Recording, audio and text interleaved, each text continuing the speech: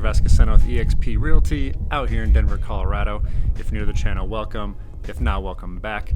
Today's video, we're going to take a little tour in Highlands Ranch once again, talk about 6 things you need to know before moving out here if you're considering it.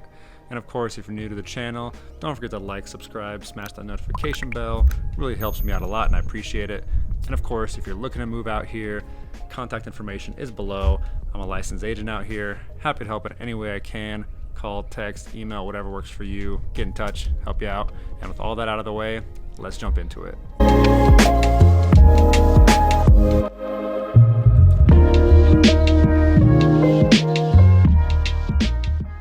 A little quick background on Highlands Ranch, Colorado. So it's just south of Denver in the southern metro area, about 30 to 35 minutes away depending on traffic. So if you're looking to get downtown, that's the time it's going to take.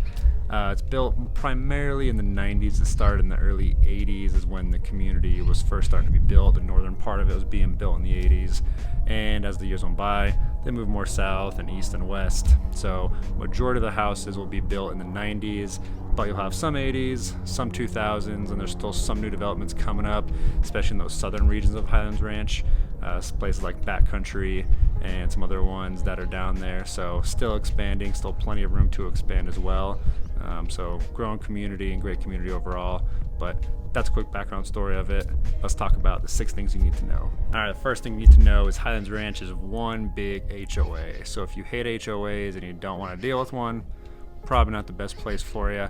That HOA costs about $155 a quarter, and that covers a lot of different things. So you've got maintenance of parks and open space. You can see behind me I'm at one of the many parks they got here, so that goes into the maintenance. The other big perk of that $50 a month HOA fee is you get access to the 4 rec centers around Highlands Ranch. So how it's broken out is you got North Ridge, East Ridge, South Ridge, and West Ridge, and each one of those has its own rec center.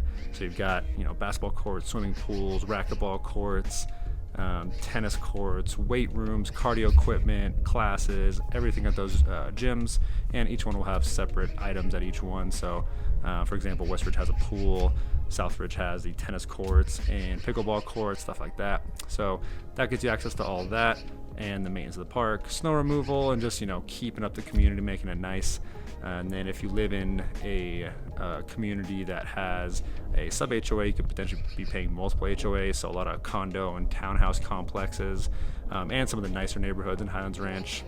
So you'll have the Master Highlands Ranch Community Association, then you have 1 or 2 sub HOAs. So depending on where you are, that HOA fee could get pretty expensive, starting off at $50 a month for just the general Highlands Ranch HOA, add another $100 for the first sub HOA, potential another $200 for another sub HOA. You're looking at $350 plus for some of these HOAs out in those areas. So definitely keep that in mind if you're gonna move out here. And like I said, if you don't like HOAs, maybe not the best place, but overall has perks. And the second item I want to talk about is pretty standard to most of Colorado, and that's the cost of housing and the cost of living. Generally, the cost of living isn't that much more than other cities and other communities around the country. So your utilities, your gas prices, your food, your transportation costs, all that stuff is pretty in line with national averages. Some of them being even lower than national averages. I know gas prices right now as I'm recording this in early March, we're at like close to $3 a gallon. So not too bad, but housing is definitely where it's going to be picked up. So a lot of single family houses out here, also townhouses and condos, but the single family houses, they're averaging right now in the 700,000 range, 800,000 range.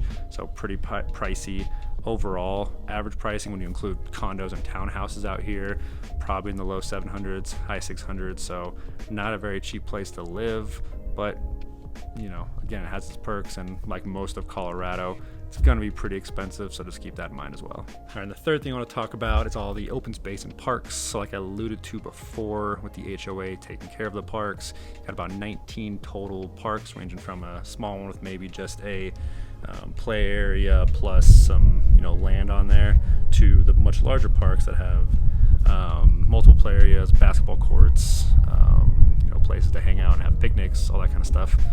So a lot of great parks out here, and with the trail system, plenty of trails, so good chance you can have a house or even a condo or townhouse and maybe a block or two away you'll have the start of a trail system where you can just jump on there, walk to the store, just walk around the community, do a nice walk after work or in the middle of the day, whatever it is.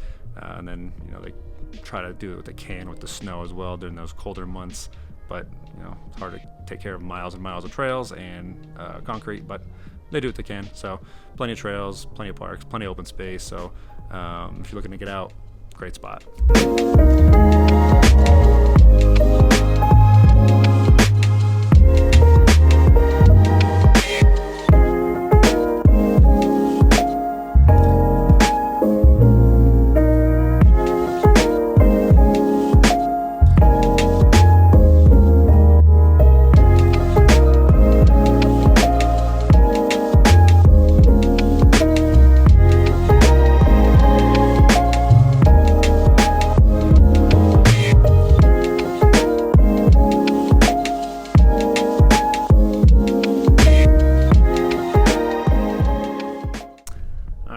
Fourth thing I want to talk about is the school system out here. So Highlands Ranch is part of Douglas County and the Douglas County school system, which in many regards is regarded as one of the top school districts in the metro area and in all of Colorado as a whole.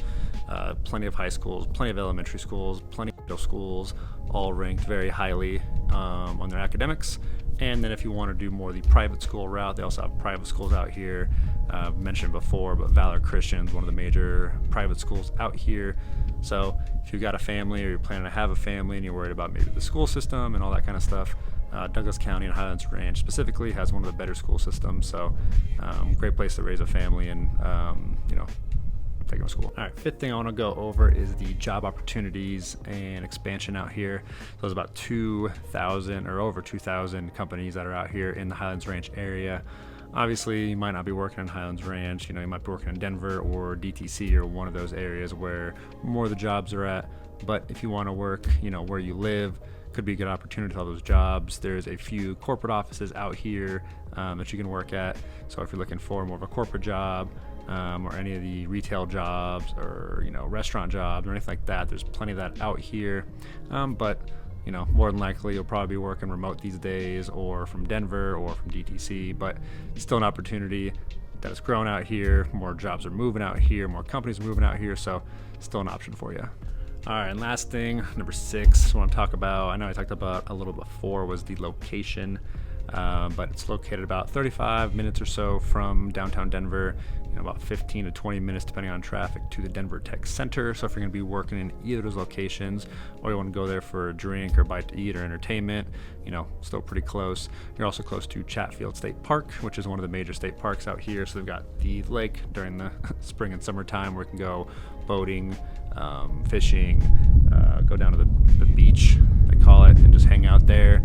You can hang out there and walk around.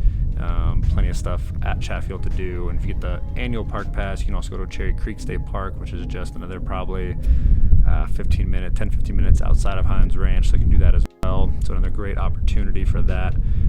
You also have close proximity to the foothills, so if you want to go hiking up in the foothills, go to Evergreen, Conifer, jump up on I-70 and go to Breckenridge and Frisco and Dillon and all those places. It's a really good central location, I like to say, from all those different spots. And then, if you need to go to Colorado Springs or, the outlets at Castle Rock is maybe 20 minutes away, 25 minutes away. Colorado Springs, a little over an hour, so still pretty close. A little bit further to get to like northern Denver, because you have to go through Denver, which depending on the time of day and the weather that's currently going on, if it's snowing or anything, it could take a lot longer. But overall, good location to get to any of those spots. And if you want to live in Highlands Ranch but still be able to go explore other areas, I'd say overall great location. All right, well, that's all I got for you today. Just wanted to go over those 6 things to keep in mind.